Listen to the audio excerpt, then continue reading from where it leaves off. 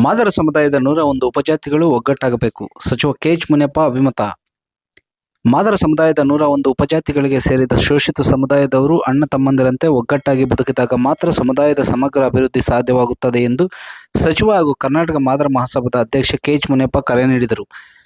ಬೆಂಗಳೂರಿನ palace ground Gayatri ವಿಹಾರದಲ್ಲಿ Karnataka Madar Mahasabha ವತಿಯಿಂದ ಆಯೋಜಿಸಿದ್ದ ರಾಜ್ಯ ಕಾರ್ಯಕಾರಿಣಿ ಹಾಗೂ ಜಿಲ್ಲಾ ತಾಲೂಕು ಮಟ್ಟದ ಪದಾಧಿಕಾರಿಗಳ ಸಭೆಯಲ್ಲಿ ಗಣ್ಯರ ಸಮಕ್ಷಮದಲ್ಲಿ ಕಾರ್ಯಕ್ರಮವನ್ನು ಜ್ಯೋತಿ ಬೆಳಗಿಸುವ ಮೂಲಕ ಚಾಲನೆ ನೀಡಿ ಅವರು ಮಾತನಾಡಿದರು.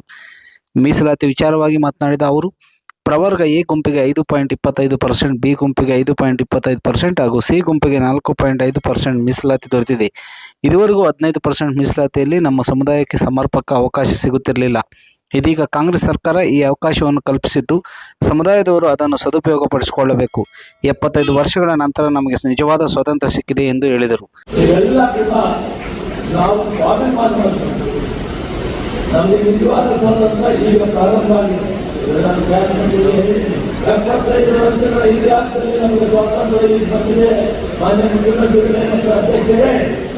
ನಿಮಗೆ ಧನ್ಯವಾದಗಳನ್ನು ಹೇಳ್ತೀವಿ. ನೀವು ಇತಿಹಾಸ ಸೇರಿದ್ದೇನೆ, ನಮಗೆ ಸ್ವಾಭಿಮಾನವಾಗಿ ಬದುಕೋದಕ್ಕೆ ಅವಕಾಶ ಮಾಡಿಕೊಟ್ಟಿದ್ದೀರಿ. ಒಳ್ಳೆ ಕೆಲಸವನ್ನು ಮಾಡಿಕೊಡ್ಬೇಕಂತ ಒತ್ತಾಯ ಮಾಡಿದ್ದೇನೆ. ಇವೆಲ್ಲರೂ ಕೂಡ ಛಲವಾಗಬೇಕು, ಸ್ವಾಭಿಮಾನವಾಗಿ.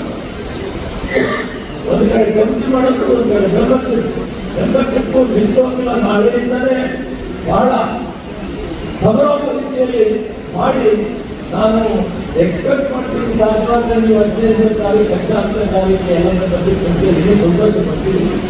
ಆಗ ನಿಮ್ಮ ಒಂದು ಛಲ, ನಿಮ್ಮ ಸ್ವಾಭಿಮಾನ, ನಿಮ್ಮ ಒಂದು ಕಮಿಟ್ಮೆಂಟು ಇಡೀ ಸಮಾಜ ಏನು ಅಂತ ರಾಜ್ಯಕ್ಕೆ ಕಲಿಸಬೇಕಾಗುತ್ತೆ.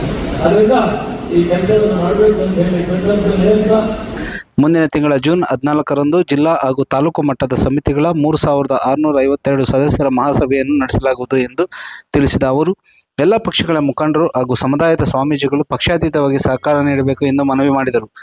ಸಭೆಯಲ್ಲಿ ಎಸ್ಎಸ್ಎಲ್ಸಿ ಮತ್ತು ಪಿಯುಸಿಯಲ್ಲಿ ಅತಿ ಹೆಚ್ಚು ಅಂಕ ಪಡೆದ 25 ವಿದ್ಯಾರ್ಥಿಗಳಿಗೆ ತಲಾ 10,000 ಪ್ರೋತ್ಸಾಹ ಧನ ನೀಡಿ ಸನ್ಮಾನಿಸಲಾಯಿತು. ರಾಜ್ಯದ ಮೂಲೆ ಮೂಲೆಯಿಂದ ಬಂದಂತಹ ಮಾದರ ಸಮುದಾಯದ ಬಂಧುಗಳಿಗೆ ಅನ್ನದಾಸೋಹ ಕಾರ್ಯಕ್ರಮಗಳನ್ನು ಸಹ ಏರ್ಪಡಿಸಲಾಗಿತ್ತು. ಕಾರ್ಯಕ್ರಮದಲ್ಲಿ ಮಾದರ ಚೆನ್ನಯ್ಯ ಸ್ವಾಮೀಜಿ, ಸಿದ್ದರಾಜು ಸ್ವಾಮೀಜಿ, ಆನಂದ ಮುನಿಸ್ವಾಮೀಜಿ, ಷಡಾಕ್ಷರಿ ಮುನಿಸ್ವಾಮೀಜಿ, ಮಾಜಿ ಸಂಸದ ಎಲ್ ಹನುಮಂತಯ್ಯ, ಚಂದ್ರಪ್ಪ, ನಿಗಮ ಅಧ್ಯಕ್ಷ ಮಂಜುನಾಥ್, ಮಾಜಿ ಸಚಿವ ಕೋಟೆ ಶಿವಣ್ಣ ಹಾಗೂ ನಿವೃತ್ತ IAS ಅಧಿಕಾರಿ ಕೋನಾಲ್ ಭೀಮಪ್ಪ ಸೇರಿದಂತೆ ಹಲವರು ಸಮುದಾಯದ ಮುಖಂಡರು ಉಪಸ್ಥಿತರಿದ್ದರು. ವರದಿ ಗೋರ್ಮಡುಗು ಮೈತ್ರಿ ಲೋಕೇಶ್, ಕನ್ನಡ ಮೈತ್ರಿ ನ್ಯೂಸ್.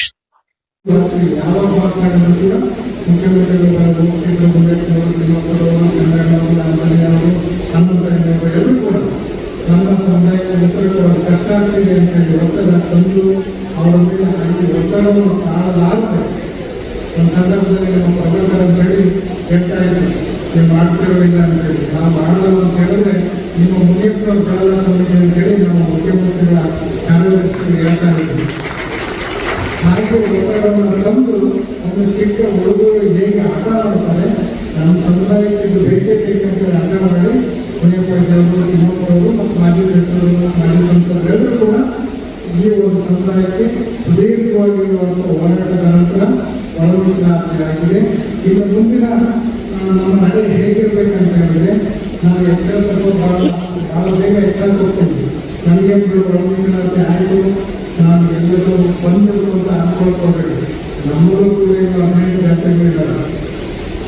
ನಮ್ಗೆ ಒಳಮೀಸಲಾತಿ ಬಂತು ಅಂತ ಹೇಳಿದ್ರೆ ಇವತ್ತಿನ ಕಾಲಘಟ್ಟದಲ್ಲಿ ಹೇಗಿದೆ ಅಂತ ಹೇಳಿದ್ರೆ, ಯಾವುದೇ ಒಂದು ಹುದ್ದೆ ಬರುತ್ತೆ ಅಂತ ಹೇಳಿದ್ರೆ ಅವ್ರು ಯಾರು ಕೂಡ ಮೊದಲಿಂದ 4 ಜನ ಇಂಟರ್ವ್ಯೂ ಮಾಡಿ 3 ಜನ ಅಂಕ ಕೊಡೋದು ಪೆನ್ಸಿಲ್ ಕೊಡೋದು. ಈಗ ಎಲ್ಲರೂ ಕೂಡ ಆನ್ಲೈನ್ ಫೀಲ್ ಆಗುತ್ತೆ.